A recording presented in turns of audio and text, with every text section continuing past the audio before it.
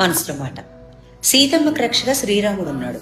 అయినా అపహరణ జరిగినప్పుడు ఆయన పక్కన లేరు. ద్రౌపదికి 5 భర్తలు ఉన్నారు. అయినా వస్త్రాపహరణ సమయంలో వారు మౌనంగా నిలిచిపోయారు. అభిమన్యుడికి మహావీరులు అండగా ఉన్నారు. అయినా పద్మవ్యూహంలో అతని యుద్ధం అతడే చేయాల్సి వచ్చింది. మరి దశరథ మహారాజుకు 4 కుమారులు ఉన్నారు. కానీ చివరి శ్వాస విడిచే సమయంలో ఒక్క కుమారుడు కూడా పక్కన లేడు. రావణుడు అపారమైన బలం, మహాసైన్యం కలిగిన రాజు. అయినా హనుమంతుడు లంకను దహనం చేసినప్పుడు ఆ అవమానాన్ని ఆపలేకపోయాడు. ఇవన్నీ మనకేం చెప్తున్నాయంటే, శక్తి ఉన్నా, బంధువులున్నా, సంపద ఉన్నా జీవితంలో కొన్ని పరీక్షలు, కొన్ని క్షణాలు మనమే ఎదుర్కోవాలి. అందుకే కష్టం వచ్చినప్పుడు నాతో ఎవ్వరు లేరని బాధపడకండి. దేవుడు నీలో పెట్టిన ధైర్యాన్ని నమ్ము.